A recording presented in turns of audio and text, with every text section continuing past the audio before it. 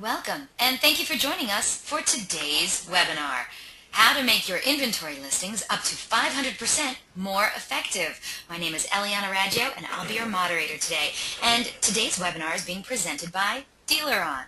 And for anyone who isn't familiar with DealerOn, well, we're an award-winning website development company and digital agency, and we're best known for our search engine optimization, our best-in-class customer service, and our award-winning websites. And I am very proud to announce that DealerOn was the big winner once again at the Digital Dealer 16 Website Excellence Awards. We snagged awards for our highest conversion, highest LTV, lowest bounce rate, and for an amazing 6th time in a row, overall winner. No other website company even comes close. We're so committed to lead conversion, optimization, and customer service that DealerOn's the only company in the industry to offer a money-back lead guarantee program. That's right. So, does your website company guarantee you a 50% lift in leads? Well, then maybe you should check us out at dealeron.com. And we have a great show in store for you today. We're very pleased to have Jasen Rice as our presenter today. Jasen Rice is the owner of LotPop, a company that helps dealerships manage their internet processes, marketing, and used car inventory as their virtual director. A 17-year automotive veteran, Jasen spent more than 8 years actually, on the retail side, running award-winning internet departments, and more than 8 years on the vendor side as a performance manager for vAuto that allowed him to visit hundreds of dealers across the nation, training them on used car inventory management. He's helped many dealerships greatly increase their used car sales. Jasen was featured on the cover of Digital Dealer on October of 2005, and he was awarded the 2006 AAISP Professional Excellence Award. He's currently a columnist for Dealer Magazine and a featured blogger for Auto Success Magazine. And he has spoken at several conferences on used car management and internet marketing. Jasen can be reached at jrice@lotpop.com. Now, during the presentation, if you have any questions, please use the question feature located on the corner of your screen to submit them. At the end of the presentation, we'll answer those questions of general interest. If we're unable to get to your question live, don't worry, we'll respond by email later today. And don't forget, a link to download a copy of the webinar recording will also be emailed to you later today for your reference, and please feel free to share it with friends and colleagues. And guess what? Our good friends at LotPop are giving away a fantastic prize today on the webinar. What is it? Well, one of you lucky webinar attendees is going to be winning an HD GoPro Hero 3 camera, white edition, digital camera. I am so jealous. This makes it easy to document life's most interesting moments. Wear it, mount it, love it. This prize is valued at $200. But you have to be on the live broadcast to win. Oh, I wish I could win this. But you know what? You can. Just stay tuned for details after Jasen's presentation, and you could be scoring this amazing prize today. And also, at the conclusion of this webinar, you're going to receive a short survey. So please fill it out. We're always looking for great feedback from our audience. Today we're going to randomly select a couple of people from all those completed surveys to also win some Google prizes. So let's get started. Let's learn how to make your inventory listings up to 500% more effective. Jasen, it's so awesome to have you on the show. How are you? I'm doing excellent. Thank you very much. Well, you know, I just came back from Digital Dealer, and it was I would say more than a handful of different people came up and talked to me specifically about this topic. So I'm so excited because it almost sounds like a fairy tale. Can you really make changes to the way you list your inventory that really make you get 500% more views? It sounds incredible, and I can't wait to see how you do it, because people were asking me how you do it, and I said, I don't know, you got to tune in on Thursday. I don't know yet. So I guess to be more fair, I want to make sure, the inventory is one thing, taking cars and get them more exposure, up to, and I have screenshots and stats here that will show you, we've gotten 500% increases on individual vehicles, the way we market them and price them. So I do have some proof there. Overall inventory will see increases, but the individual cars will be able to boost those things upwards of 500% on some of those cars. That sounds great to me. What are the kinds of things we're going to be learning about today? Well, one, I wanted to go over strategies that won't cost the dealership a dime, that you can put into place today, and it'll get you better results. And so ultimately, what I want to go over how to price to match how your customers are searching. I want to go over how certain price points can get more attention to your customers, and again, think like the consumer. How the price points can affect VDPs. How do you want to, we talk about VDPs, and I know a lot of the industry is talking VDPs as far as how your landing page is lined up, but when I refer to landing pages and search results, I'm referring to sites like AutoTrader, Cars.com, those Craigslist. How do we get our cars more exposure and then people clicking on our VDPs? Regardless, it's our website to these third-party vendors. But again, some of these strategies I want to show you that will get you certain price points that affect those VDPs. You need those VDPs to get leads, but I need to talk about search results first, because you won't get those VDPs without generating search results, and we're missing a ton of search results on basics. I'm not giving you rocket science here. This is just common sense stuff, but it took me 15 plus years to understand it, and it was like an aha moment when I ran across some of these things. Also, describe and photo your vehicles to increase those VDPs. Comments, descriptions obviously are important, and again, I want to touch base that, you know, my references here is going to be a lot on used cars, but all these strategies can be applied to new cars also.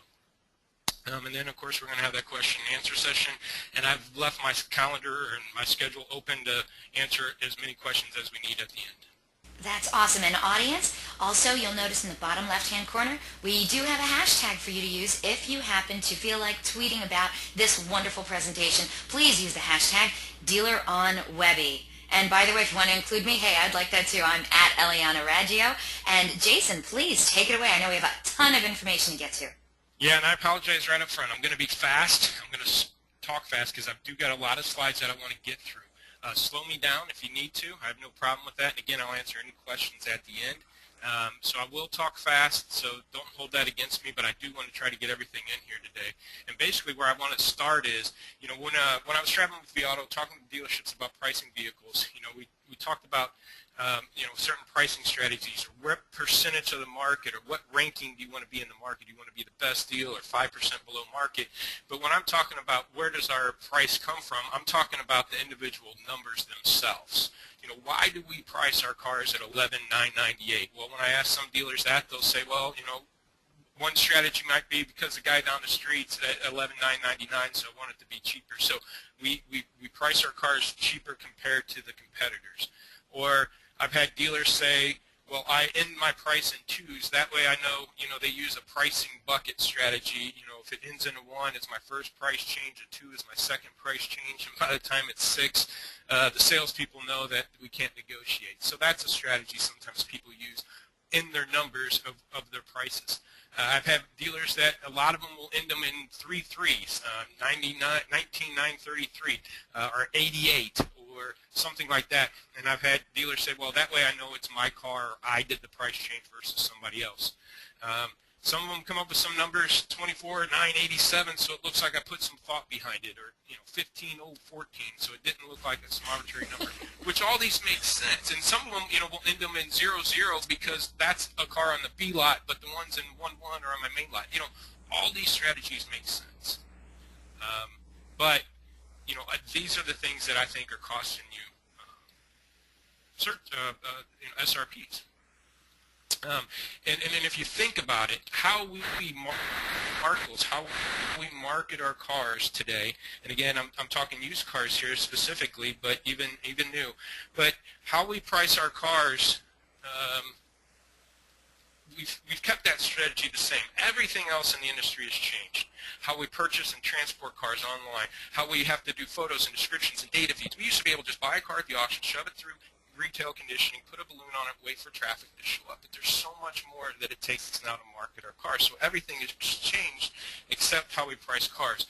And believe me, I want to just make sure you know, I understand print, radio, TV. That's what I call traditional advertising. These type of pricing strategies make sense. 19,998 visually looks smaller than 20 grand and will sound smaller than 20 grand.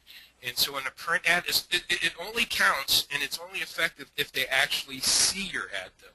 So keep that in mind when I talk to it. They actually have to open up the newspaper and see your ad, or drive by your lot and see 19,998 across your windshield, or hear that price on the radio for it to be effective. But if that's not how you're getting your consumers, it won't be as effective as what I'm about ready to show you.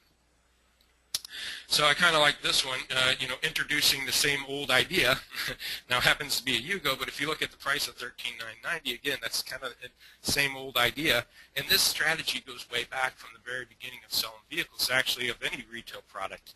The bad thing is I'm 40 now, I admit it, and I've been bombarded by this type of strategy my whole life. If I hear McDonald's has got a burger for 99 cents, I know it's $1 or $1.07 with taxes. So I don't typically fall for that anymore unless I did something bad and I bought something that I have to make it up to my wife. Oh no, it was only $300 when it was really closer to $4. But I mean, we use these strategies to what we call psych people out. It's called psychological pricing strategy. So when I started digging into this, I started doing a bunch of research. How did this all start? There was a funny story about cash registers back in the 1800s, how it started.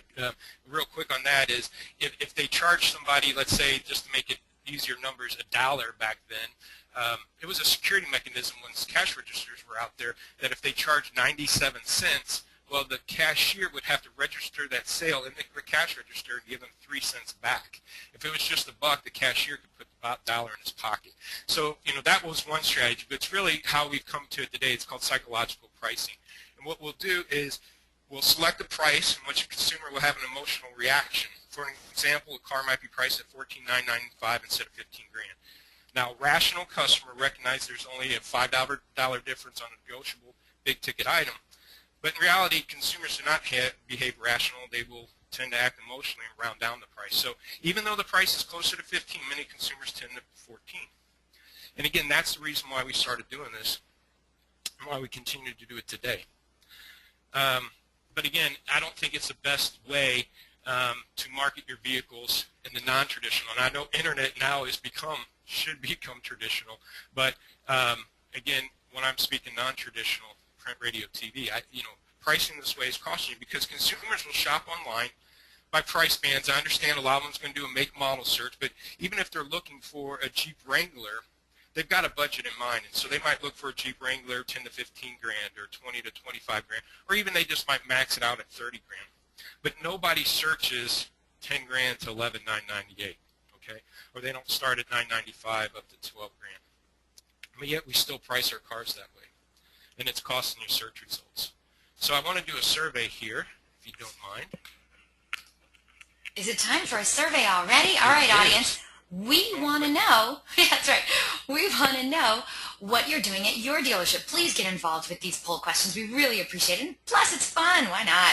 So the first question for you today is, does your dealership currently use traditional, otherwise known as psychological, pricing for their online inventory? Please select one of the following answers. Is it yes, that's how we've always done it, whereas my friends like to say that's how we roll? Or is it no, we've moved on from that, we use a different pricing strategy? So if you've used any of those ones that he's just pointed out to you, please let us know. And we're going to get into some more pricing strategies in just a moment, right, Jason? Yeah, and that's where I'm curious about this poll, because I've talked about this is a strategy I stumbled across about 3 or 4 years ago, and introduced it to V-Auto clients and did some articles on it. So, and then I've seen over the years, I go into different markets and people doing the strategy I'm about ready to go over. So I'm curious, again, the attendees here who might be already doing that. Well, I think you're going to find the results pretty interesting. Audience, thank you so much for your votes. We really appreciate it. Let's share these results with you. With almost everyone voting today on the webinar, I'm happy to report that 69% of today's audience said yes, they do use traditional or psychological pricing. But 31% said no, we've moved on from that. Now, Jason, is that about what you thought it would be? Or did you think it would be higher? No, it's actually good. I thought it'd be a little bit higher, but that's kind of good that if anybody else is running across this strategy. Now, anybody that's doing this strategy, again, I do have some stats in here that you might not have seen before. So I'm glad that 39 or 30% plus 31, yeah. already doing this strategy. We'll have some stats and information that you've probably never seen before and backing up your decision to do that. And the rest of the crowd, the 69%, again, hopefully by the end of this, I don't know why you would price a car at $19,995 anymore. All right, we're ready for you, Jason. On? Yep. All right, let me get this going here. So here's how psychological pricing is costing you those search results, or those SRPs. Again, in order to get your Covenant VDP, that trophy that you want, you got to get the search results first. So let's say you, and again, this is with the situation I was in when I was discussing this, came up with this strategy. If you had a car, let's say, priced at $12,298, it's due for a price change. Well, a lot of times we're just going to drop it down a few $100, $11,998. And then again, my mentality back then, when I was thinking of this, yeah, let's get that thing underneath 12 grand, because we're missing people that max out their price searches at $12,000. Let's get this thing underneath $12,000 and let's price it $11,998. Okay, but here, let me go back a bit. Let's assume, and you got to think about, let's say somebody goes to one of these sites like AutoTrader, Cars.com, and they're on a pretty tight budget.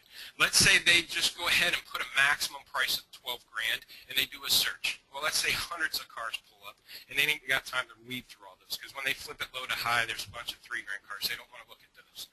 So they put their search results from 10 to 12 grand. Okay. Now, then you have another, let's say 500 people do that search, 10 to 12 grand. And then let's say another set of customers do a search of 12 to 15 grand. We got 500 people doing 12 to 15 and 500 people doing 10 to 12. Okay? Now, statistically, that might happen, and it can be either make or model. So at 12,298, I'll show up to those customers that search 12 to 15 grand. Now I take my price reduction, put it at 11.9. Hopefully I get more exposure on it, but all I did was move it from one bucket to the other. I now placed it in the 10 to 12 grand bucket, these people. So if there's 500 people searching in both buckets, I necessarily don't increase my search results. All I did was move it from one clientele to the other, one set of consumers to the other. So basically you might eliminate, what you did was eliminate that car from showing up from any 12 grand or higher. Okay? So by doing that price reduction, anybody that says 12 to 15, 12 to 18, or whatever the range is, you'll miss those opportunities. So we need to move away from that traditional type of pricing to increase SRPs. So instead of reducing your price from 12.2 to 11,998 to get in that 10 to 12 grand price band, I just changed that price to $12,000 even. Okay? And again, this isn't rocket science. And when I stumbled across this, it was like I jumped out of my seat. It's like, all right, once we tested this, I couldn't believe it took me 15 years to think about this. But by doing so, you now will show up for those customers that search 10 to 12 grand, your car will show up. It'll be at the top of their searches, which again, AutoTrader, Cars.com, usually default high to low anyways. But you also show up for those customers that do search 12 to 15 grand. So this is where you're going to increase the amount of times your vehicles will show up in search results. Okay? And this is what I've kind of coined the name of flat-based pricing. I was thinking, okay, what can I call this? Even price didn't work, because $10,002 is an even number. So what I'm talking about here is if you have a car on your lot for $9,998, I'd move that thing up to 10 grand. Okay? Now that will increase your search results, but keep in mind it won't guarantee VDPs, because if you're still too high priced, no one's going to click on it. You'll show up more, but you might not drive those sales if you're not competitively pricing it. So I gave some examples here of if I seen an inventory and the price at $19,995, I'd raise the thing to 20 grand. And I'm going to show you here in a minute, there's tons of cars that you almost have to do this on. You have to. If you don't believe in this strategy and say, hey, we want to keep it the way we want to, that's fine. But you can't argue with me. There's going to be some cars out there that have to be this way, and I'll show you why. But let's say you have a car at $18,289 again, or $82,89 that's due for price change. Don't drop it to $79.95, price it at $8,000. Now here I'm going to have to put up a warning, and this is where you're going to have to pay attention to this too, because I'm not telling you to take your whole inventory and put it at $1,000 increments. I had a gentleman that did that, and he put me to my word, because a month later I'm looking at his inventory and asking him why he hasn't changed the price. It's been a month, and he said, well, I'm waiting until I can drop it another $1,000, and that's not the case. I would do increments of $250, $250, $500, $750, or $1,000. Okay, so I'm going to bring up, I'm not here to pitch any product, I'm just talking about historical times for me and what I've went through. When I went into vAuto or any pricing tool you might use, and we say we wanted to price it 98% of the market or 2% below market, the system would spit out a number. Maybe it spits out 14,972. Well, I wouldn't price it at 14,972. I'd raise it to 15 grand to get that exposure. It shouldn't affect how your car shows up. You're still within that price point. But if it's due for a price change and I want to change my price every week or so, drop it a couple $100, drop it about $250. If you wait 2-3 weeks before you drop a price, maybe you drop it $500. And the reason why I tell you to do 250, 500, 750 increments, if the system or your pricing strategy says price it at 11,694, I would probably 11,750 it or 11,500 it. And I'll give you stats for proof on that, but another reason is I'm going to use this as part of my sales strategy. I'm going to tell customers and prep my salespeople to say, hey folks, not only do we price our cars competitive to the market, we don't advertise our second best price, but we also use flat pricing. We don't take a car and price it $11,998 or $12,232. We just price it at $12,000 even. So when we do sit down and discuss numbers, we don't try to confuse them with a bunch of different numbers. And I've had dealerships say that that's been very successful for them, and actually customers will thank them for that type of strategy. If you do imply that strategy, again, if you're talking like that, you don't want to talk 12 grand on this car. In the meantime, you got another car sitting back here at 11,338. So the other thing I might do with that is also flat price my processing fee. If you have a dock fee of $198, I'd make it $200. So 15 grand sale price, $200 dock, make it easy transactional dollars, as you discuss with the customers. All right. So here are some stats you might not have seen before. I got privy to some Auto Trader stats. Now, this is dollar amounts that customers entered in the maximum field, maximum dollar amount for entire month nationwide. And I think this was June 2012. So if you look at the first 5 are obvious, 10, 15, 20, 25, 12. First 10 are on the left. $10,000 was entered in over 3 million times on the Auto Trader. Customers went there. On Auto Trader, they're allowed to type in whatever they want. They don't have the drop-downs at that time, a drop-down to choose a price point. But customers typed in $15,000, almost 2.8 million or over 2.8 million times. Those are obvious ones, the first 5, 7 of them. But look at the bottom to number 10 and number 9, 6 and 7, and over to the right, 13 and 17. These are very odd numbers. I didn't think a lot of people would type in 17 or 13 or 16. But then I started thinking about it. Let's say you have a budget of 15 grand. You probably will look up to 16 figuring you can negotiate down, or you didn't want to miss that one deal that might be $500 more. So, and that's what I want to dig into, talking about pricing at $500 increments. Just further down this list, I couldn't fit it all down there, but within the top 25, you'll start seeing 7,500, 12,500. Again, I think somebody has 12 grand cash. They might look up to 12,500, figuring they can negotiate down. So there, you could say, well, I'm just going to do it on the obvious 10, 15, 20s, but at 13, there's numbers here that show that people are just typing in. If they get pre-approved from the bank for $21,000, or they do a $400 payment with a certain interest rate that says you're approved for this amount, they're going to use that amount and then do their search results on it. So you just don't know what that number is going to be. All right? So top 3 reasons you want to move away from psychological pricing. First one is going to increase search results. Okay, hopefully I've kind of talked you into it, but let me show you some proof on that. What you're going to see here, this is screenshots again from vAuto. Again, that's just my background. And what vAuto did was actually capture your SRPs and VDP activity on AutoTraderandCars.com, and you can see it trend out. So the 2 lines I want you to look at is the black line, which is a 5-day average, and the yellow line is price points. So here, before flat pricing, they're priced around 15.7-ish. They dropped it to 15.2 or 3-ish, so they dropped it about $500. Notice the page views, the black line, the 5-day average, it didn't budge as they dropped the price.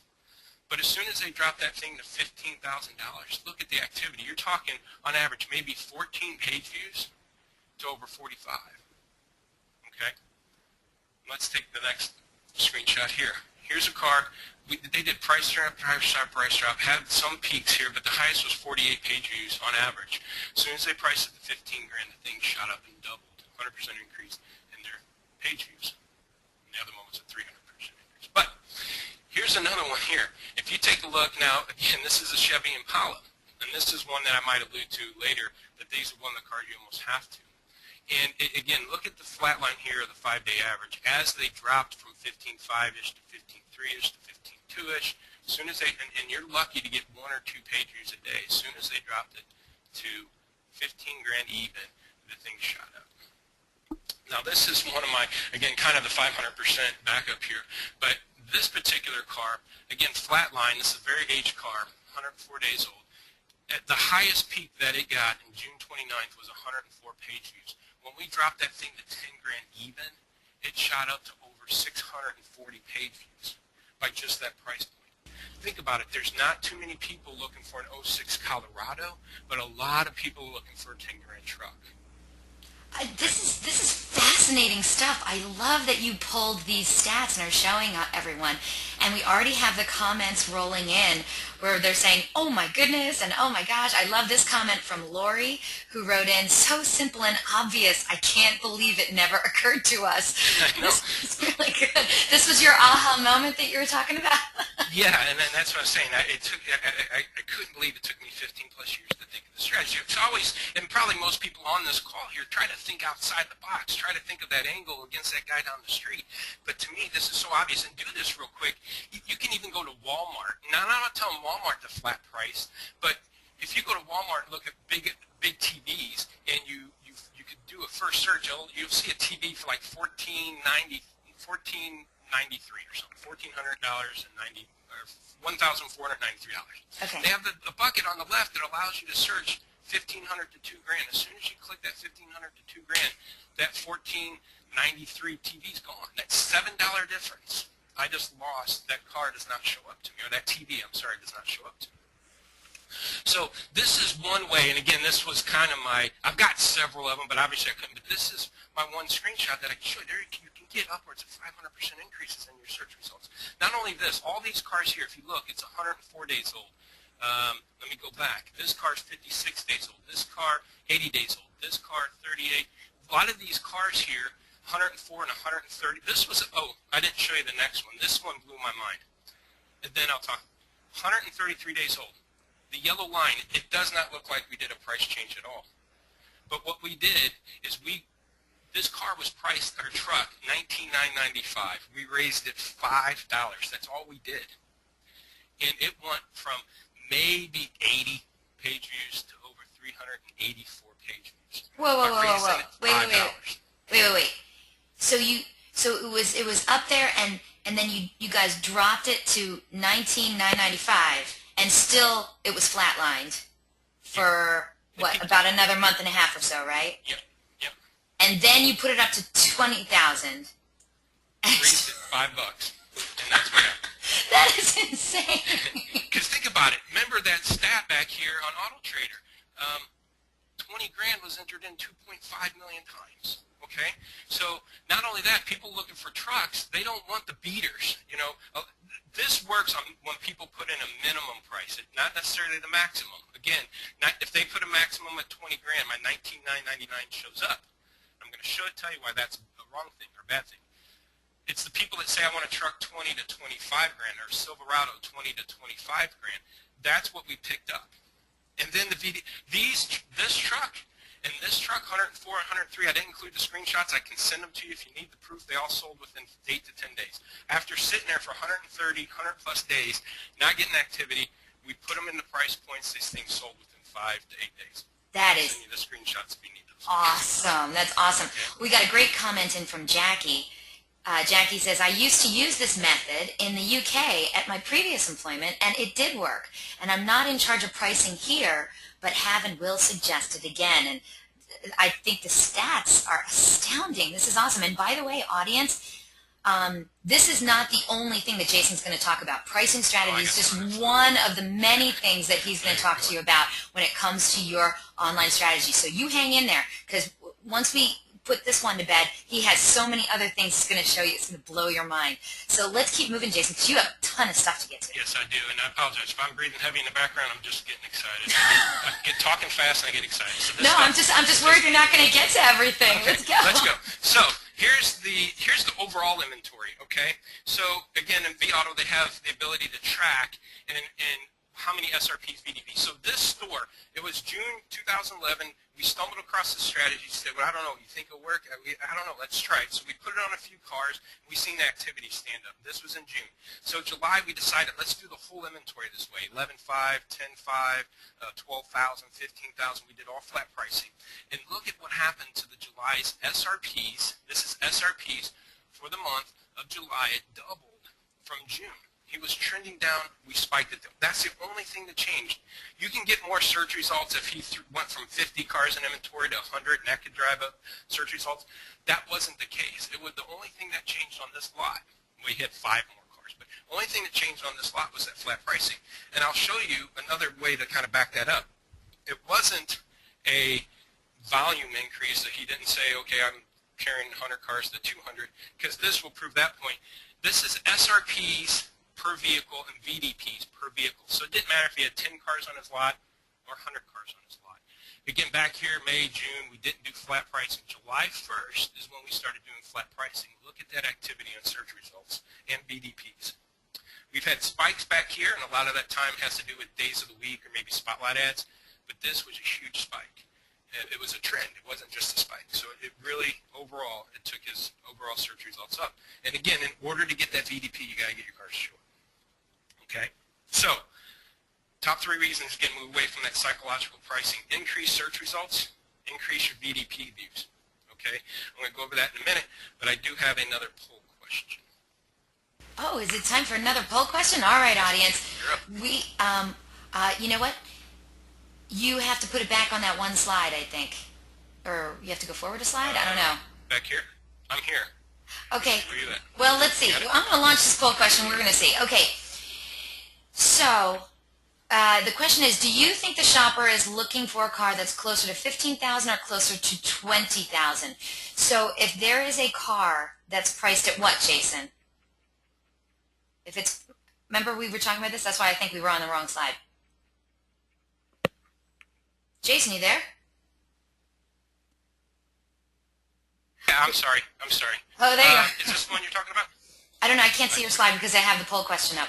So the car is priced at what? 15 grand or 20 grand. Okay, so if a car is, if somebody does a search for a price band of 15 to 20 grand, do you think their budget's closer to 15 or closer to 20? Ah, okay, so that's what it is. All right, so if somebody's searching for a car on like Auto Trader or something like that, right? And they put in a price band of $15,000 to $20,000, 15 being the minimum, 20,000 being the maximum. What do you think as a shopper that they are really looking for? Do you think they're looking for a car that's closer to 15,000? Or do you think they're looking for a car that's closer to 20,000? Or do you think that they are splitting the difference and really they're looking for a car around 17.5 and they're just giving it an extra buffer on either side of that? What do you think shoppers are looking for when searching for a car between 15 and 20,000? So we already have a majority of the votes in. And audience, I'm sorry for my confusion, but you guys are champs. Thank you so much for participating in our poll question. So again, somebody's shopping for a car between 15 and 20,000. They put in their parameters. But mentally, are they really looking for a car that's closer to 15,000? Or are they really looking for a car that's closer to 20,000? Or are they really looking for a car that's actually in the middle, 17.5?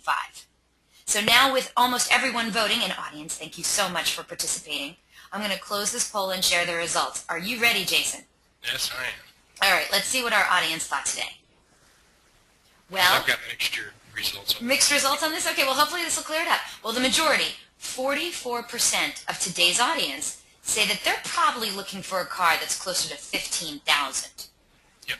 Now, we have some people, like a third of today's audience, who said, 31% of them said that they think they're really looking for a car that's closer to 20,000. And then we have a quarter of today's audience who say that they split the difference. They really think that the shopper's looking for a car at 17.5. Okay.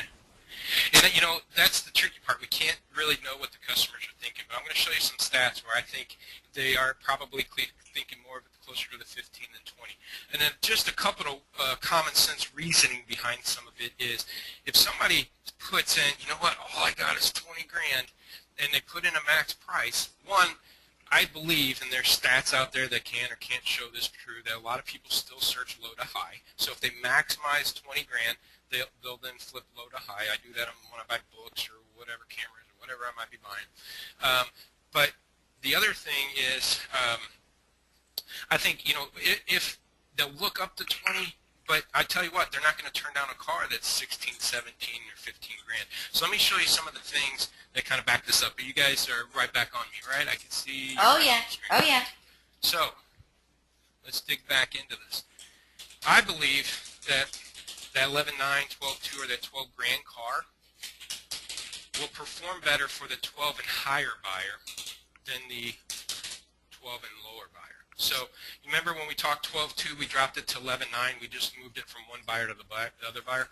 I believe it performs better VDP-wise for that 12 and grand and higher price band, and here's the reason why. I think most people that do search 10 to 12, okay, probably have a budget closer to 10, but will look up to 12. Thus, your 11,998 or your 12 grand car is going to be at the very top of their budget, and it won't be as appealing as a vehicle is closer to 10. Okay, so if I say, hey, my max, I don't want to spend more than 12 grand, I do a search, and the 12 grand, 11,998 cars there, they go, oh, that's cool, but what else is down here closer to 10? Can I get a car cheap that I want? Okay, and so with that, the 12 to 15 grand searcher, if that customer's budget's probably closer to 12, the car becomes more appealing. So pricing that car at 12 grand will appear in both searches, but you're going to get more VDPs, I think, because again, if a person does 15 to 12 grand and they flip it low to high, that 12 grand car is the lowest priced vehicle in that whole segment, and that car becomes more appealing and they click on it. Okay, so let me give you some examples, some screenshots here. If somebody does a search, you can see at the top up here, top left, 12 to 15 grand. AutoTraderCars.com will default high to low. Okay, so your 15 grand car is going to be at the very top of that search, and then they're going to start seeing the 14.9s and so forth.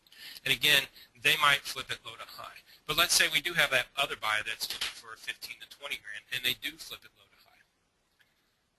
The 15 grand car, remember, that's the same car. Go back. See the 15 grand car on 10 to 15 grand shopper? Now here's the same car, 15 to 20, shows up both ways. And it's the cheapest car in that whole segment if they flip it low to high. You're getting these 1511 and 1530 cars. Now, this is where it really irks me. Imagine seeing that car at 1511. To me, it's just waste for $11. You're wasting so much search opportunities. But you can see there, I believe that we're going to flip it around. I think customers look low to high, and I agree with the majority that most people are looking at that lower number. And that's where you get the increase in VDPs, because all the stores that increased or went to flat pricing do see an increase in VDPs. And I should have included that screenshot. But again, the third reason, in the search results, we're going to increase VDPs by placing those cars in the better price buckets for those shoppers, and then it's also going to increase the availability. You're going to show at the top of the results, both high to low, low to high. You kind of seen that with that one Chrysler. 10 to 15, the car was there. 15 to 20, the car was there. So you're maximizing your search results, low to high, high to low. And this flat-based pricing strategy will work on sites like AutoTrader, Craigslist, eBay, KBB, Toyota Certified, Chrysler Certified. Let me show you some of these sites live, if you don't mind. We're going live? Yes, we're going live. This is where all things can go wrong, right? That's exactly right.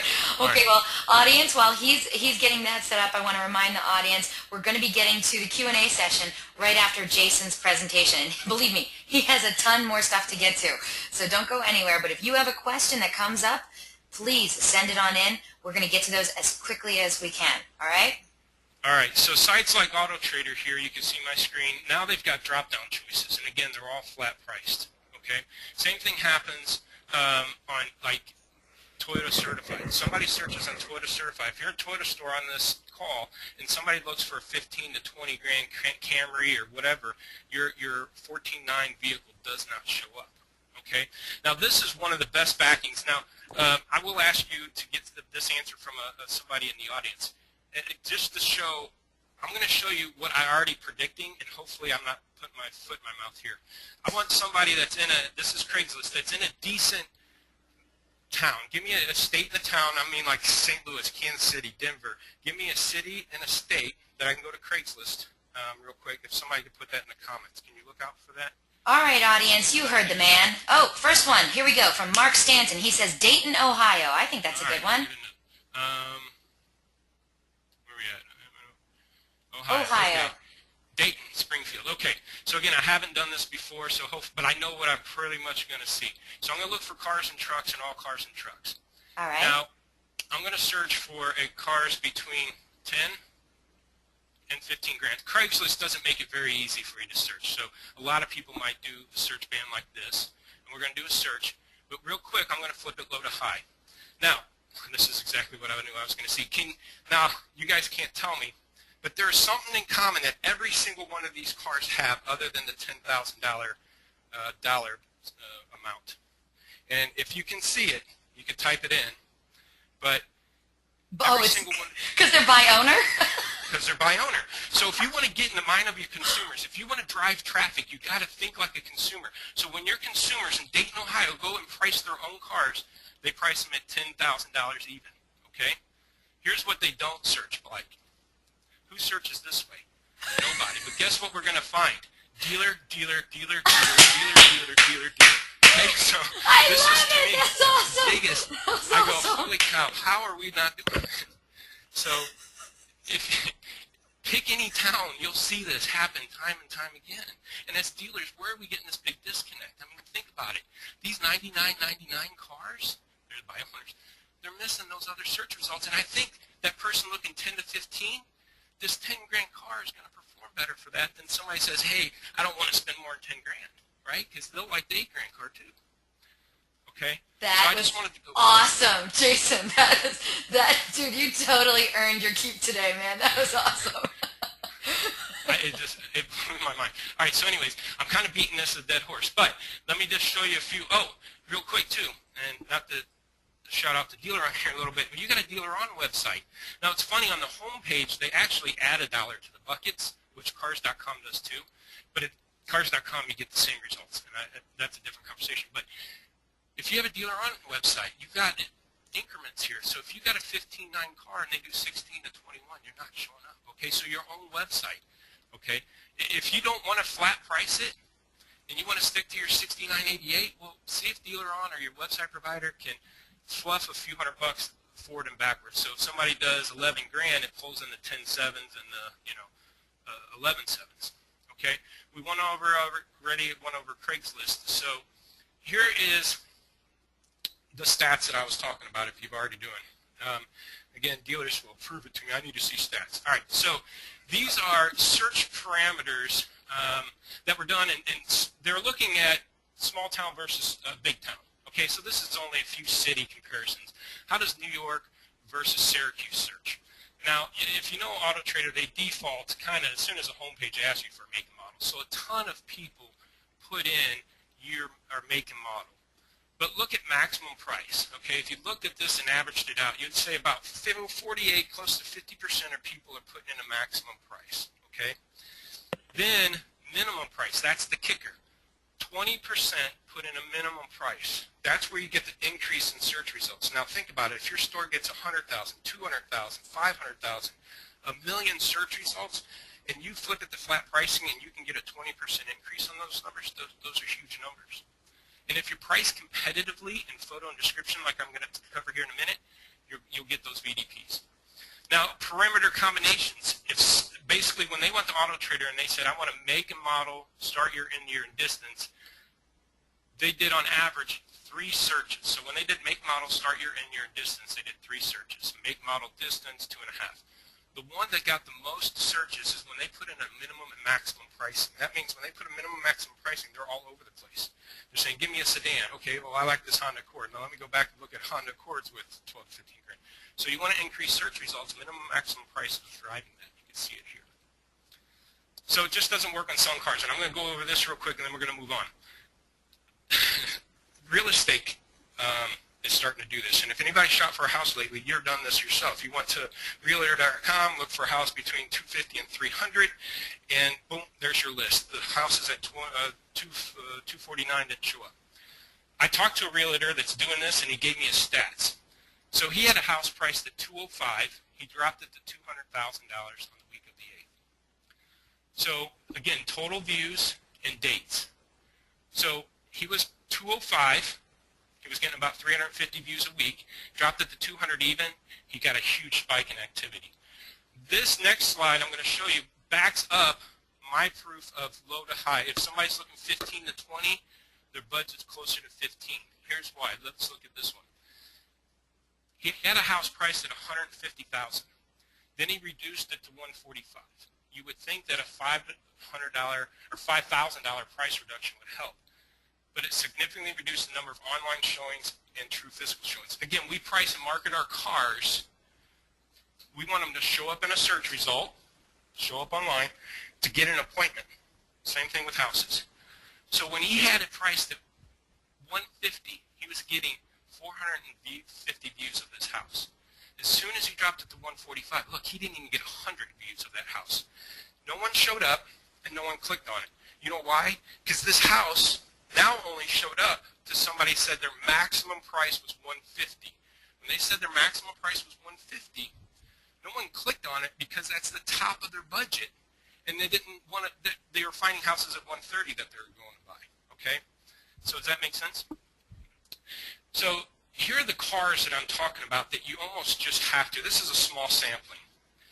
Think of the 08 Suzuki SX4. Who do you think is going to the internet in the morning, running to their computer and saying, hey, I want a Suzuki SX4? No one's doing that. But there's a ton of people looking for a 10 grand car. And by pricing this car at $9,973, you're not going to get the search result. Mercury Mariner, Saturn Outlook, people have forgotten about these cars sometimes. Sorry, Mercury stores, if you haven't.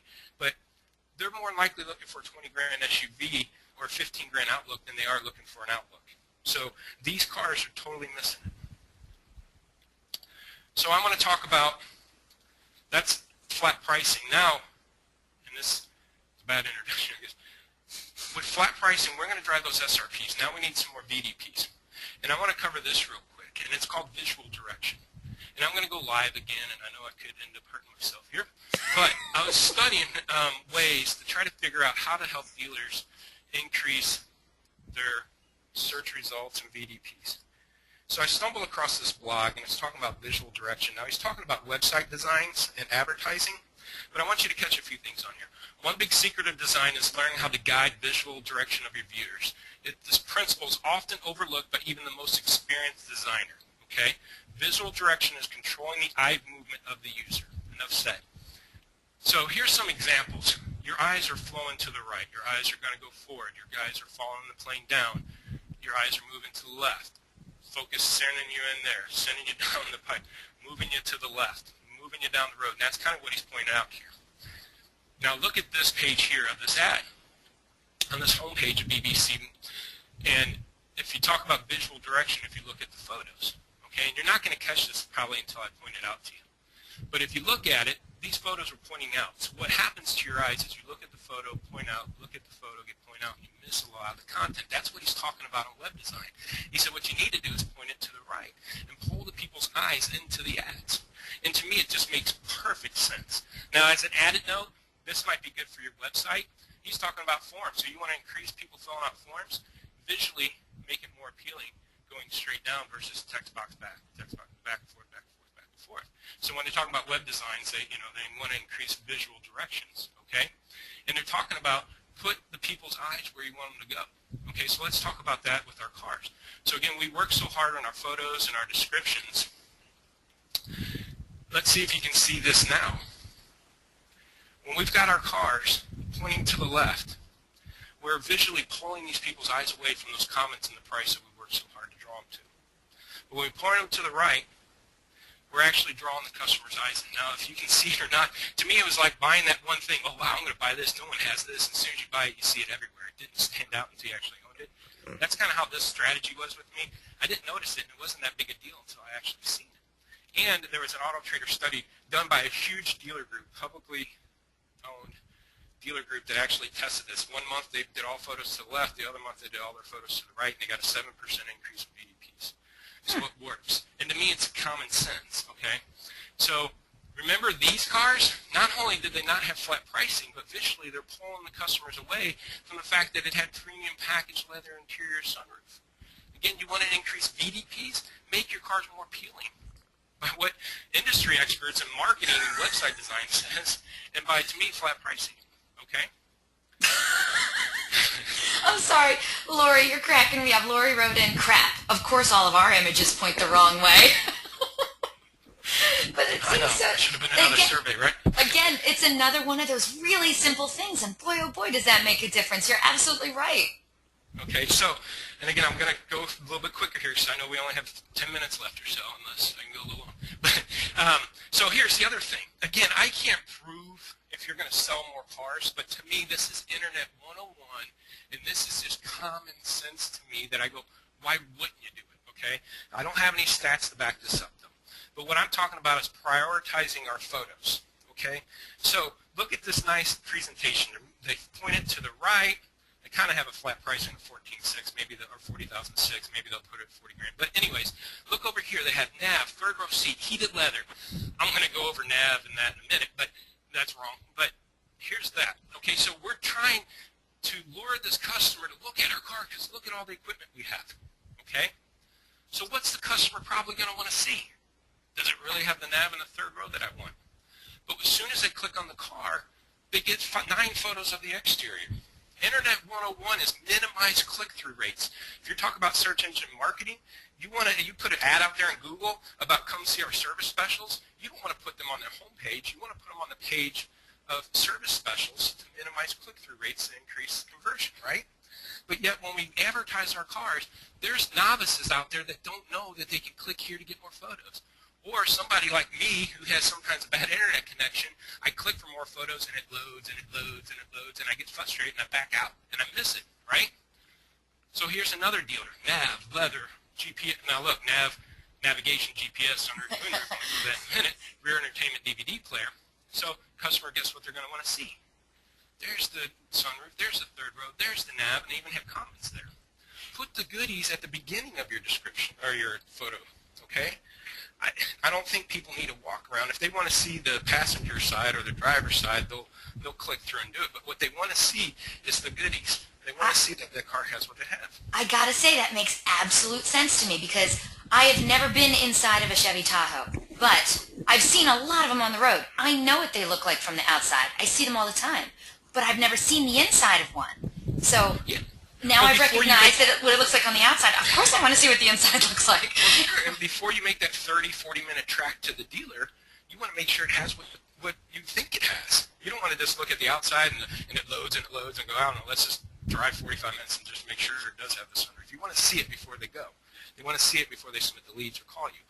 So I've seen so many dealers with that sunroof, he's got 38 photos. I've seen the sunroof be the 38th photo. They're buried, okay? And to me, I don't have any stats to back this up, but to me it's just common sense. So here's the third thing that I want to talk about. We talked about flat pricing, increase in SRP VDPs, and conversions. We talked about photos, visual direction, and putting the good stuff at the beginning. This is the other bomb to me that the flat-based pricing was. Manufacturer terms are costing you search results on your cars. Here's what I'm talking about. I'm going to go live here. A couple examples. I'm going to go to AutoTrader for a DVD player. I'm going to go to Cars.com for a sunroof, and I'm going to go to Craigslist for four-wheel drive. Okay, fair enough? Fair enough, but I don't understand. I thought the OEM's job is to help you sell more cars. Are you telling me that using the descriptions that the OEM provides might be costing you sales? Well, yeah, and it depends on the OEM. So watch this real quick. I'm going to go here. I'm in my market. I just did a 100-mile. Wait, here. Let's get more numbers here. Let's do a 100-mile radius. Okay. On AutoTrader, generic search, 23,000 vehicles, okay? Now, what they do on AutoTrader, they allow you to select features, okay? And I said on here I was going to do DVD player, okay? So let's assume a customer's got young brats in the back. I got my own, so I could say that. And they need to distract them with a DVD player. Well, if we do our search of DVD players, we got 2,200 DVD players out there in my market. I'm going to take out DVD players real quick. Can you tell me, Eliana, how somebody else might describe a DVD player? How else would Start somebody typing it out. Oh, rear entertainment system? Yeah, rear entertainment. So let's just see if we described our cars as rear entertainment, you would think Auto Trader would pick that up, or somebody might. Now there's 1753. Is it the same? I had 22 with DVD players, now 17 with rear entertainment. So I want to show up in both. That's why I was talking about the dealer earlier. He has DVD, rear entertainment DVD player. So no matter how they might search on here, they'll show up. Okay, we can dig in further on that, but let's go to, I'm going to go to cars.com real quick. This is the biggest one I think is a big no-no. Again, 100-mile radius, 28,000 vehicles show up. Now, oops, I need to do used. I want to try, let's do new used, I'm sorry. And the reason why I do used is because you have control, and you do on new too, of what your comments are. But okay, 17,009. Now, cars.com don't allow you to click off options. Auto Trader allows you to click sunroof.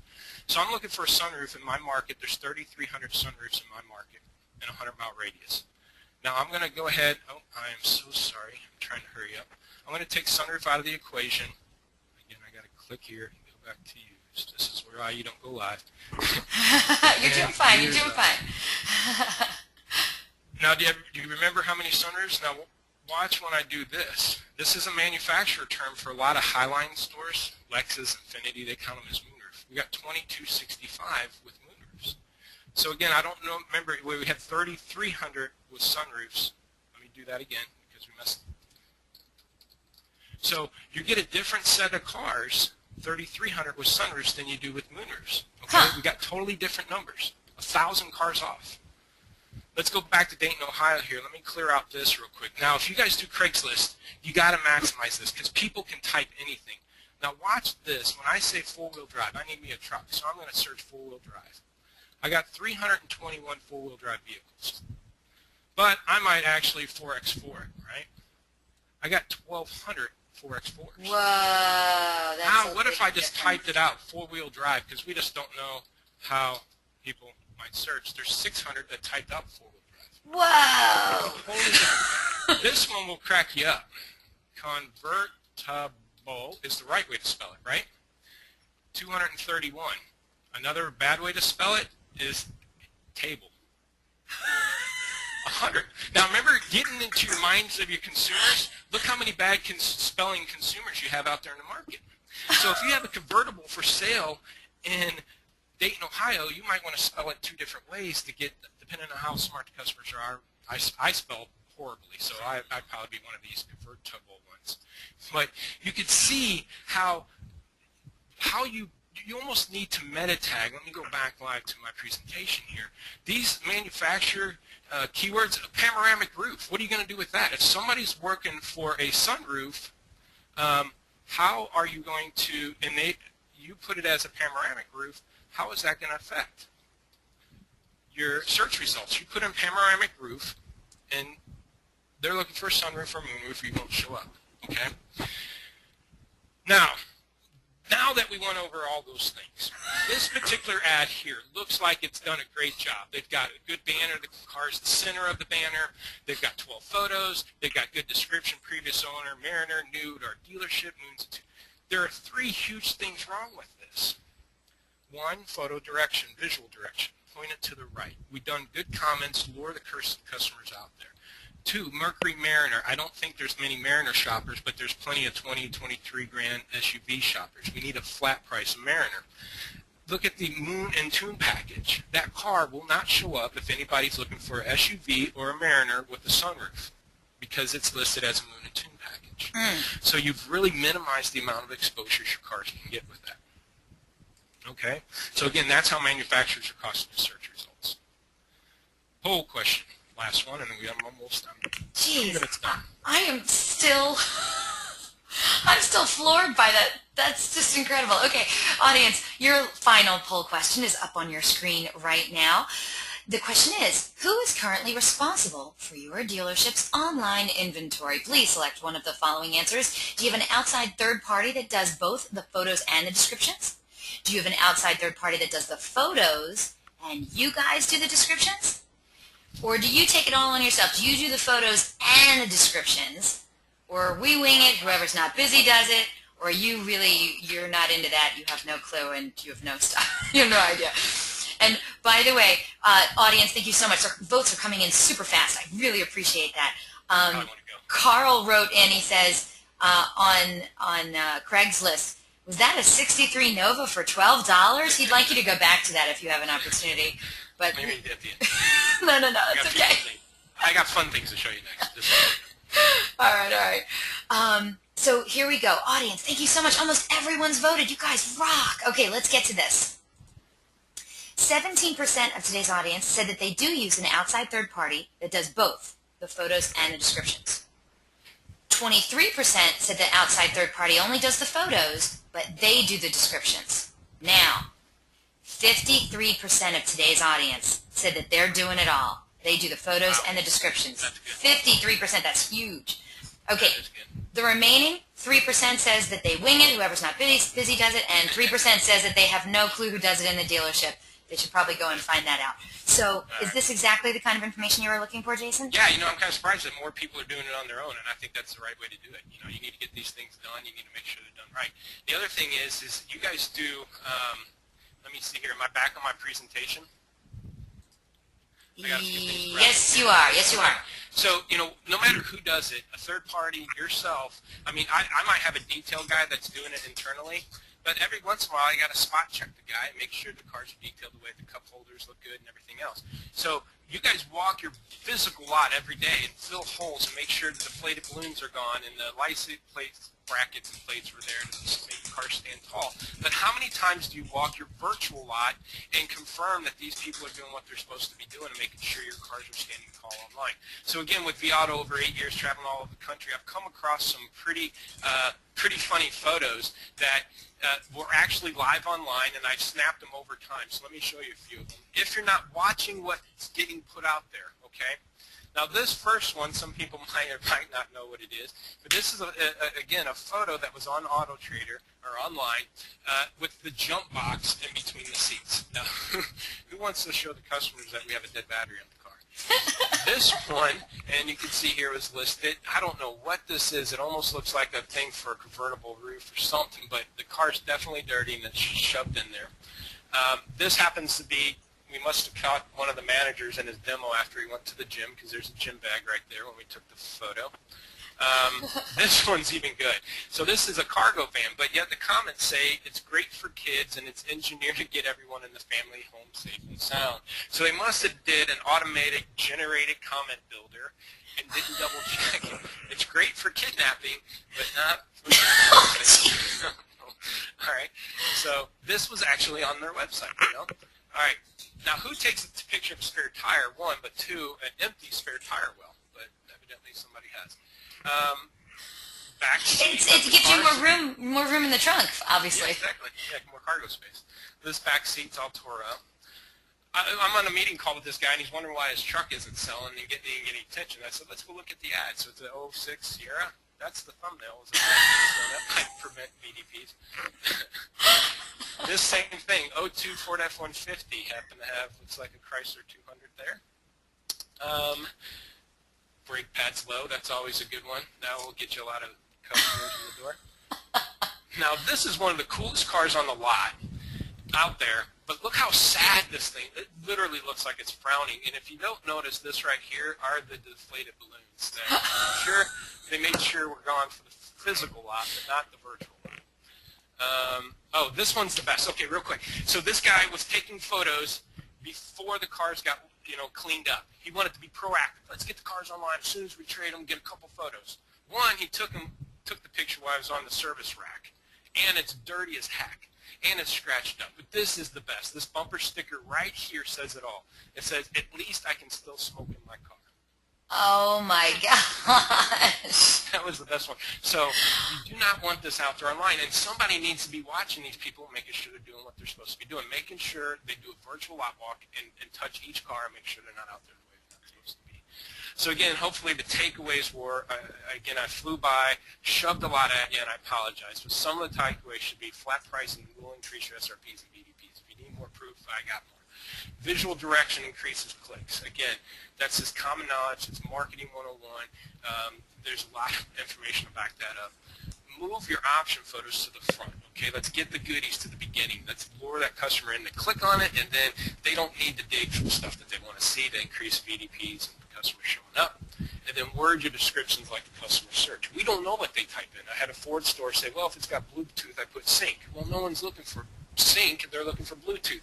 So you almost need a meta tag. If you want to put sync in there, do it. But somewhere buried in that comment, you better have Bluetooth so it shows up in case somebody's looking for Bluetooth. You just don't know what they're looking for. And you got to think like a consumer. Remember that Craigslist where everybody, the consumers are pricing it at 10 grand and they're looking for a sunroof, not a moonroof? That's what you got to do from here on out to get these cars that exposure. Okay. Whew. I think I'm done. Jason, dude, when I tell you that was eye-opening, I loved your presentation. That was awesome. Audience, oh man. Audience, if you have any questions for the incredible Jasen Rice, you have got to write into me. This is your chance to get a hold of Jason and ask your questions. Before we even get started on that, Lori wrote in, wow, brilliant insight, Jason. Best webinar in a long time. Ray Evans, this was a great webinar, and we had a lot of other people who were just giving just wonderful comments. So awesome. I hope you guys stick around. We want to get through your questions and your comments. We're going to give away a prize. And please, please stick around because you're going to get a survey afterwards. If all of you don't give him fives, I just don't know what the heck you were expecting. I mean, honestly. So, because I want you guys to definitely rate Jason today. It was just an awesome presentation. Okay, before we get to your questions, though, we got some business to take care of, right, Jason? Let's go to that next slide, because I've got to tell you, if you missed it at the beginning of the webinar, well, guess what? On top of this awesome presentation, you have a chance to win an amazing prize, too. Our good friends at LotPop are giving away a fantastic prize today on the webinar. One of you lucky webinar attendees is going to win an HD GoPro Hero 3 digital camera, the white edition. Oh, man, I'm so jealous. This prize is valued at $200, and I wish I was eligible to win this awesome prize today, but you guys are. All you have to do is answer a simple question about the presentation. So saunter up to your keyboards. Get ready, everyone. First one to write in the correct response will be walking away with this amazing prize today. Please get to your keyboards. Get ready. Good luck, everyone. I already knew the question and the answer, and I'm going to tell you this is not a lay down.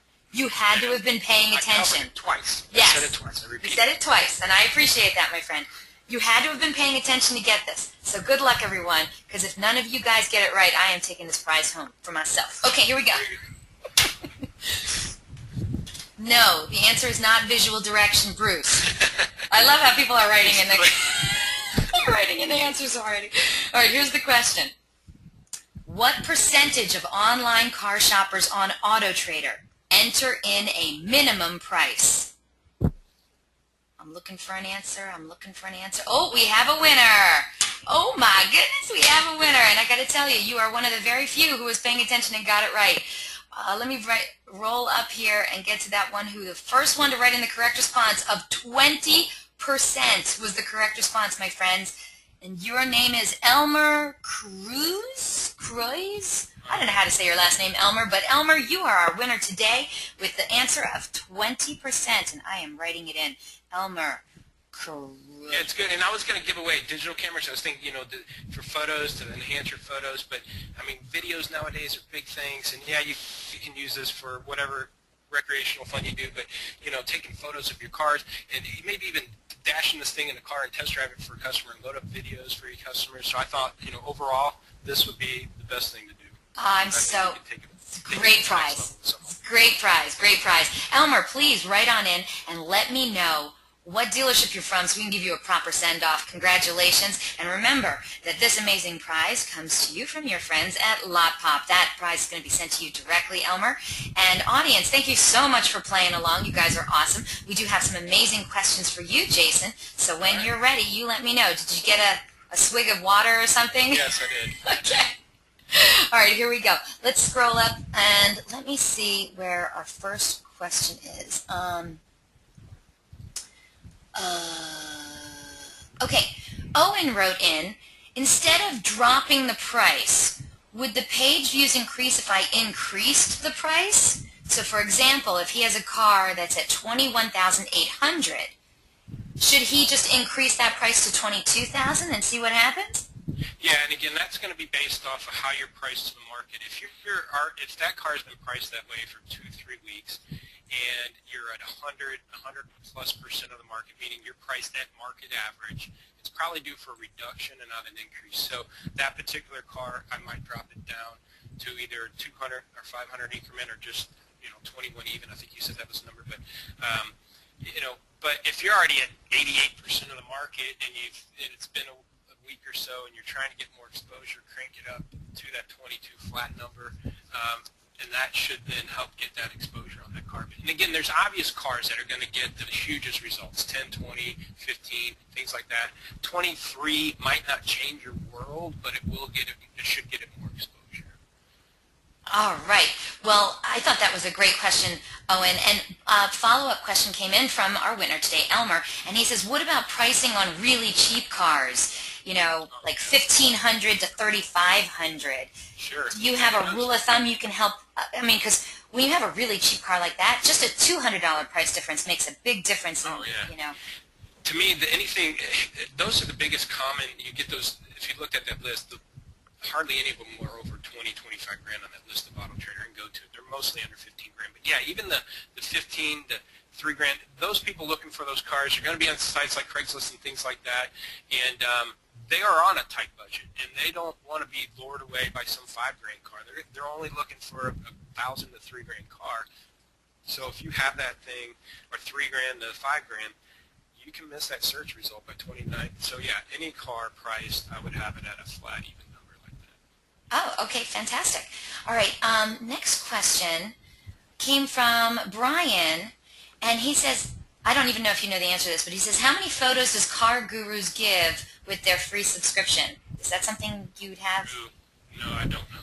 Okay. I might be able to type in and answer that for him, but maybe somebody else can type that in. Okay. Michael wrote in a nice question. I think you alluded to it very, very briefly at the very end of your show. He said he loves what you're illustrating there, Jason. He wants to know if you thought meta tagging would be the solution to a lot of these problems. Well, yeah, and then again, what I refer to meta tagging is, if you have a 2 or 3 paragraph comment, I don't think customers read through the whole thing. So I think when I'm talking about meta tagging in your comments and your descriptions is even at the bottom. If you're putting sync at the beginning because it's a forward, that's great. Let the customers see that.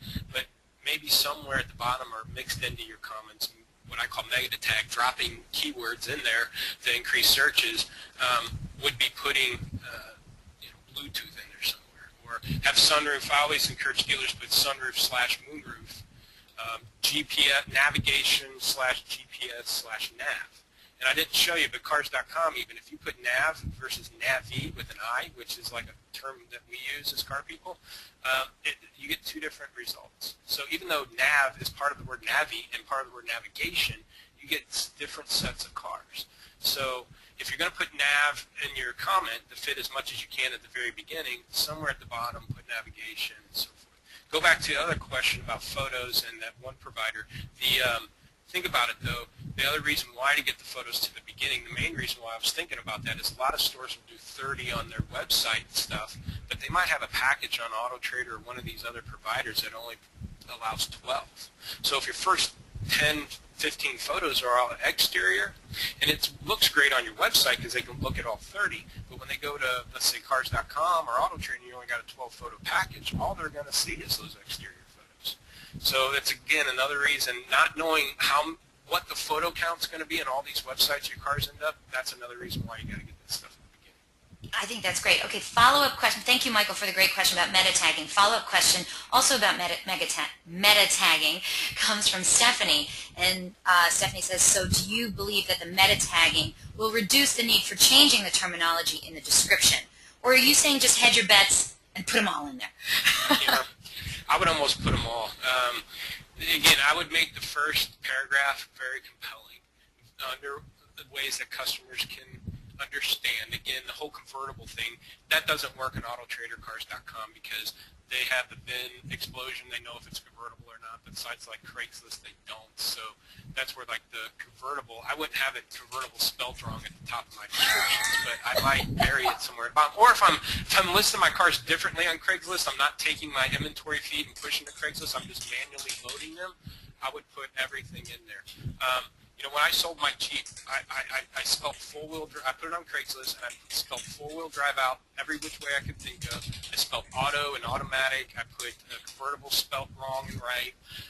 I dumped everything into Craigslist. Same with, like, I sold my wife's Cadillac. I put Tahoe. I put Denali. I put other vehicles that they might be looking at Denali. They might not have considered an Escalade. They might have forgot about the Escalade. Oh, yeah, I didn't think about this. But when they searched Craigslist and looked for Denali, my Escalade popped up because I dumped all that stuff in my description on that vehicle. Now, again, I can't get away with that on AutoTrader, so I might not have it for those particular comments, but it depends on where your sites and where you're getting your most traffic on. Again, it's so up in the air. All these websites are different, and you got to just maximize it. And if you're going to dump everything in, make it at the bottom, but make it the very beginning really compelling. Very interesting. Okay, Stephanie, thank you for the great question, which leads me to this great comment from Debbie. If I'm reading the question right, so she called them cheesier comments. You know, like only driven by an old lady once a week to church, you know, that kind of thing, right? So do you believe those cheesier comments are better appearing on the SRP than the actual options? I mean, so if you're going to say sunroof, but really you want it to also appear as moonroof and all that other stuff, you know, or navigation, and like you said, 4x4, 4x4, four-wheel drive. So do you put some in the options and then put others in other places? You know, I don't like the cheesy stuff. I don't want to sound like a car salesman. You know, you can eat off the floor type of stuff. But I mean, if there's a story behind it, if you do have the fact that it's a one owner, that it was a local trade, that was maintained at your store, things like that, you want at the beginning. I don't think there's stats out there, maybe there are, that proves, hey, if you put the compelling attributes of the car, like the fact that it's a, JD Power 5-star crash test rating, and it comes with luxurious interior, whatever. I don't know if those at the beginning would drive more VDPs than just saying sunroof, nav, third row seats. I'm of the thought that I want the third row nav, all that stuff that makes my car more valuable, because my car and the other car will both, if they're same cars on AutoTrader, they're looking at the competitors, they'll both be 5-star crash test ratings, luxurious interiors, and so forth. But mine has the nav, mine has the sunroof, mine has the one owner, mine has the clean car history in the dealership. Want those at the beginning, and then some more of that cheesy stuff in the middle of it, and then kind of meta tag those rest of the keywords at the bottom of that description. Again, somebody looking at autotradercars.com, I think they're going to focus on the first few segments of that description, and they're probably not reading the whole thing. And even if they do, it's just rewording stuff they already read, so I don't think you're going to lose a sale because of it. I agree. All right, great, awesome. Thank you so much. Great question, Debbie, by the way. Okay, next one comes to us from BJ. BJ says, obviously, and he's talking about your pricing strategy. All right. He said, obviously you said that this isn't a practice that should be automatically implemented. Would you suggest taking that new pricing strategy approach on old age units, or A/B testing it sporadically throughout your inventory until, they finally get convinced and they make the entire change? Well, you can change it on a few, but again, if you're going to test the theory out, do it on cars. If they're aged, if they're the ones priced the most competitively, then you're going to see the biggest VDPs. A 10 grand car is a 10 grand car, no matter if you price it at 110% or 95%. If somebody's searching for 10 grand, you still get the SRP. But if your 10 grand is too high compared to other cars they're seeing, you won't get the VDP. My training for used car management is I want to sell as many fresh inventory as I can. I want 60-70% of my sales coming off fresh inventory. So and minimize the cars going out aged. So I want to increase the exposure on my fresh inventory. So I've done this, studied this over 3+ years. I'm so confident I would do the whole inventory out the gate, if that's where you want to see the biggest improvements. If you it's kind of like I tell dealers sometimes, it's like certified. If you dabble in certified and kind of do it, it won't work. But if you actually buy into it, get trained, get salespeople bought in, and get them to understand it, you become a very successful certified. It's kind of flat pricing. If you just dabble in it and go, it worked on some cars, but we didn't see a big increase. It's when you flip everything over and again make it part of your process, that's where you're going to see the biggest increases. I hear you. BJ, thank you for the great comment. Okay, next question comes to you from Adam. Adam says, Jason, we've recently moved from writing our own comments in-house to using vAuto's commenting system. Do you feel like vAuto's commenting program is up to par with a trained employee writing the comments? That's an excellent question. Should you leave it up to a software, or do you think that you should actually, have an employee sit down and write the comments? They have the car right there on the lot. Well, I worked again for vAuto for 8 years, and I just left in September. And one of the things that they'll openly admit to is that's one of the things that they want to work on. It's a comment builder because it's been out there for a little bit. And as a matter of fact, I think they're already ready to pretty closely launch something new, but I can't validate that. But one of the things I do like about the comment builder is sometimes it's very hard to come up with a foundation to start with, especially if you have a refrigerator white Chevy Malibu or Impala. So I like to use the comment builder, automatically generate it, include the key features. Now, again, referencing vAuto, you can go in the back end in the settings and add your own attributes. So I would encourage you to add sunroof/moonroof, rear entertainment DVD player, navigation/GPS/nav. Add that so when you do the comment builder, you can check those things off, generate your comment, and those things will be in there. And then that gives you, I always tell the stories, that's a good way to start, and then clear out the stuff that don't make sense or add to it the stuff you do know about the car, like it is a local trade, one owner service, replace brakes, brand new tires, things like that. So I think using their generator is great to get you that foundation, but personalize it with some added stuff in there, because the generator will give you some good data, like a 5-star crash test rating, Highway Safety Administrative gave it the 5-star. So they'll add stuff like that automatically. You don't have to go dig for that data. So yeah, I would use it to get the foundation, add the personal stuff to it. Excellent. Adam, thank you. Great question. We have a couple more for you, Jason, and then we'll close up the show, all right? This one comes to you from Ray. Ray says, Cobalt survey says that color is the primary search term, and most people don't know models. Your thoughts? Really, the color is the primary search term? I would have never thought that. Well, color is one of those other things that you got to think about. Again, somebody's looking for red, but you've got it out there as fancy color that the manufacturer describes it as. And right now, that's really left up to AutoTraderCars.com. Part of the red is part of that VIN explosion of data pool that they get out of your DMS. So if you call it majestic red and somebody just types in red, you might not show it. But they don't type in sites like AutoTraderCars.com. They might go to Craigslist and type in red, but they're going to get such a muck. I mean, this is going to be a mess of cars sitting there that they won't weed through it. So I don't think color is as big of an issue. Some of those things, which, and I'm going to tell you, I've kind of backed off of this strategy, is miles. I mean, think about it. If you got 36,012 miles, AutoTraderCars.com, people looking for a car not out of warranty might, some of those options say I want cars with no more than 36,000 miles. Well, if you have 36,012, you're not in that search because of the 12 miles.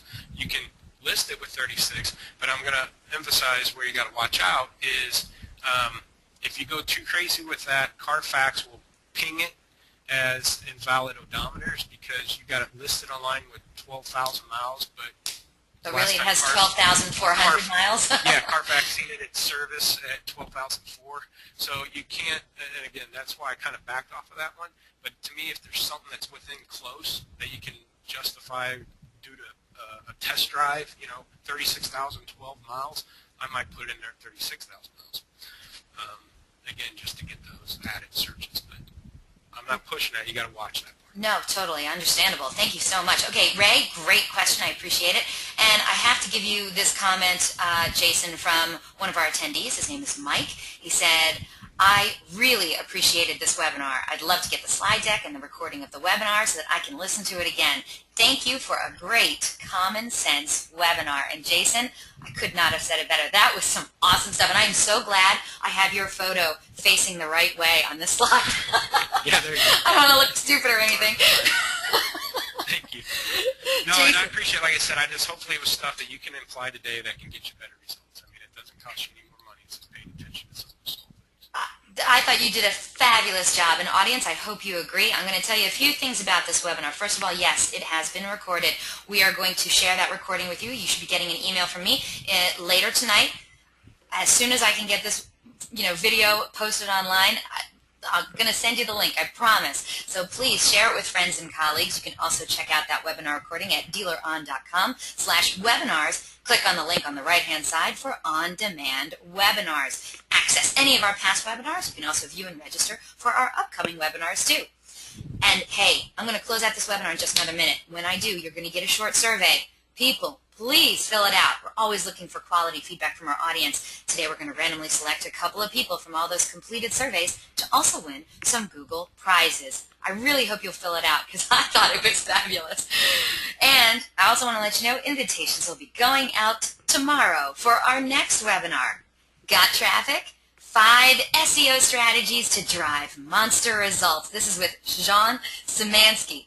Fighting for online dominance seems to be getting tougher and tougher. It's time to move and adapt to take back what's rightfully yours, your traffic. So, make your website search engine optimization strong with the competition by employing a comprehensive SEO strategy that'll keep your website and your name at the top of search results. It's not rocket science, but a consistent, robust content creation strategy will drive more traffic, keep your name, brand, and product in front of the eyes of your customers and prospects, and greatly improve brand loyalty. So let's face it, everyone's trying to get attention on the internet, and the number of your online competitors multiplies with each passing year. If you do nothing about your SEO, then you've already lost. If you're ready to learn 5 SEO strategies to drive monster results, then this is one webinar you just can't afford to miss. Don't forget, our weekly webinars are held on Thursdays, 12 noon Eastern, 11 a.m. Central, 10 a.m. Mountain, and 9 a.m. Pacific. And we have some amazing webinar subjects planned and even some more amazing webinar presenters planned. So if you have any questions, comments, or suggestions regarding these webinars and our topics, feel free to contact me directly. Again, my name is Eliana. I love hearing from you. I'm on Facebook, Twitter, LinkedIn, Google+, and all the automotive social networks. So track me down online or email me directly at eliana@dealeron.com. Thank you all so very much for spending this time with us today, and I hope to see you on a future webinar in our continuing education series. Have a good one.